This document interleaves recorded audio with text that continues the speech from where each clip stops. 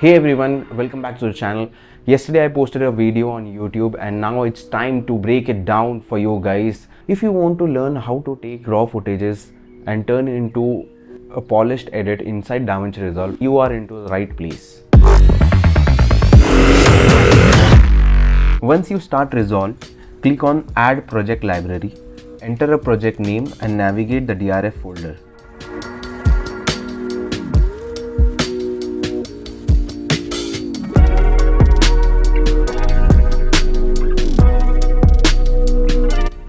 Click on New Project and rename it as needed.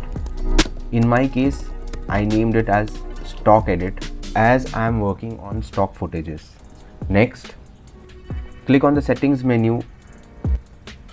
I want my timeline to set to 25 frames per second. Scroll down on settings panel and select working folders which we created previously. Once you do that, click on Save. The next step is import footage into Media tab. You can directly drag and drop files into Media tab and rename the bins according to your preference. When you drag and drop your first folder, the software will display a pop-up asking if you want to change the frame rate. Click on Don't Change, as you have already set the timeline to 25 frames per second. After that, import your footage folders one by one and rename the bins accordingly.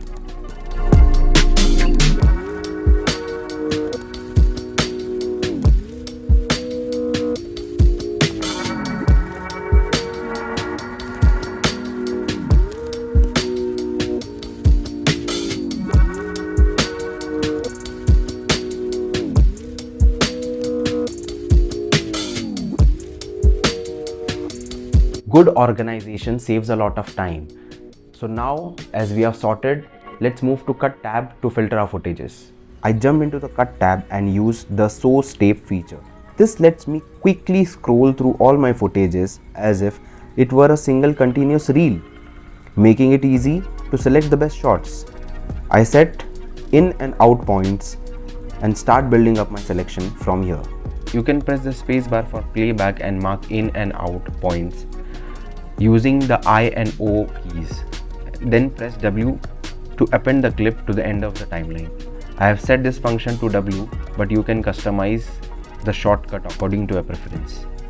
In the same manner, go through all your clips and make your selections.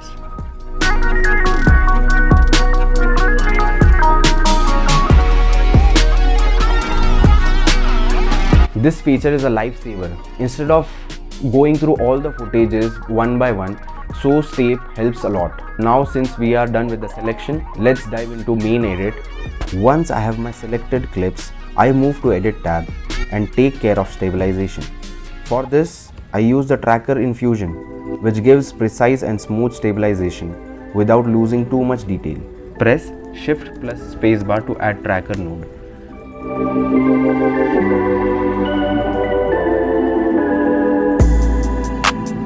Place the tracker on the high contrast point and click Track Forward.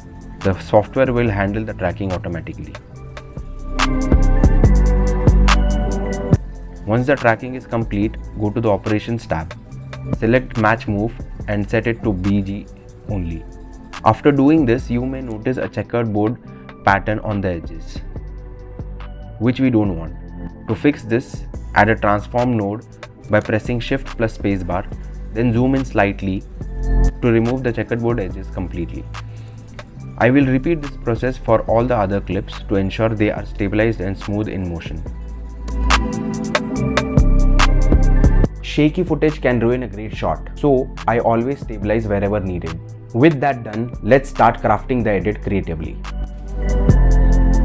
Before starting the editing process, I will enable the Stack Timeline option by clicking on it. This allows me to view multiple timelines side by side. I will rename my current timeline to Footage Filters and then start searching for music tracks for the edit. Music drives the energy of the edit. I bring in my chosen song, listen carefully and start marking the beats. My edit is going to be very crisp, so my plan is to keep only the best parts of the song.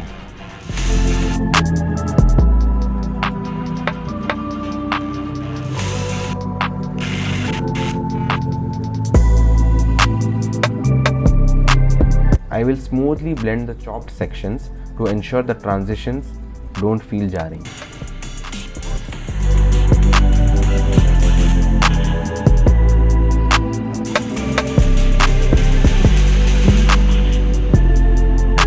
Once I am satisfied with the sound base, I'll lock the audio tracks by clicking on the lock icon on the left. Then, I'll start placing the hero shots on the main beats.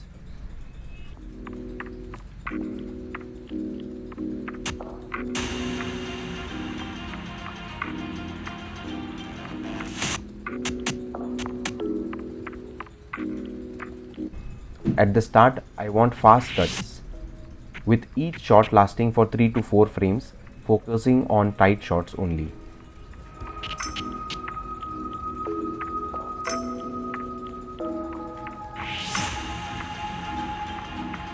In the next section, I'll use all the rotating shots that flow in the same motion direction to create smooth cuts, also aligned with the beats. The stack timeline feature in Resolve helps a lot with this. This was one of the features I missed in Final Cut Pro, but I'm so glad I switched to Resolve. I'm really enjoying it. I'll play the edit once to ensure it runs smoothly.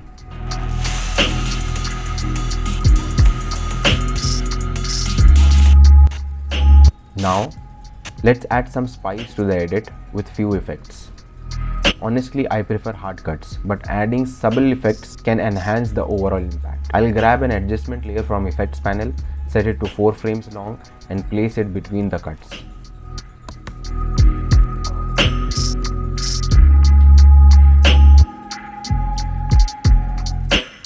Then I'll go to Fusion tab and press Shift plus Spacebar to add a directional blur node. I'll tweak the settings until I'm satisfied.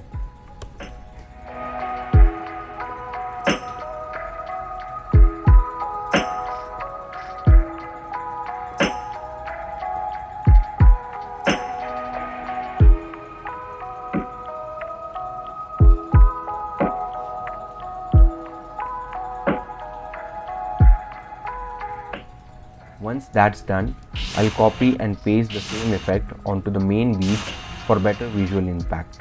Now, let's move to the next step. Color grading is where your footages really comes to life. A good color grade can completely change your look and feel of the video. I'm not a professional grading artist, but I do color grade for some low budget films when needed.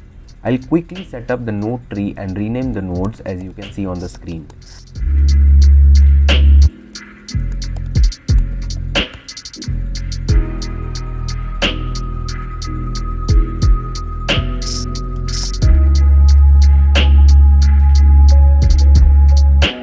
In the first node, I have applied CST and entered all the details provided by the DOP. As you can see, the image already looks better. Onto the last node, I'll apply another CST because we want the final output in Rec 709.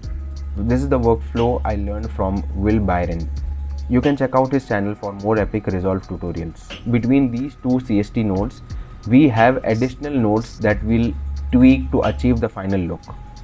Let's wrap the video with Deliver tab of how to deliver the video or export the video. To export the final video, I set my format, resolution and bitrate, ensuring the best quality while keeping the file size manageable.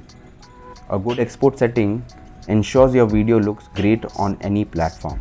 Once you are done tweaking the settings, click Add to Render Queue and then press Render All. And that's how we go from raw footage to finished, polished edit. One crucial step is still missing: sound design. A great edit isn't just about visuals. Sound makes all the difference. That's why my next video will be all about designing immersive audio for this edit.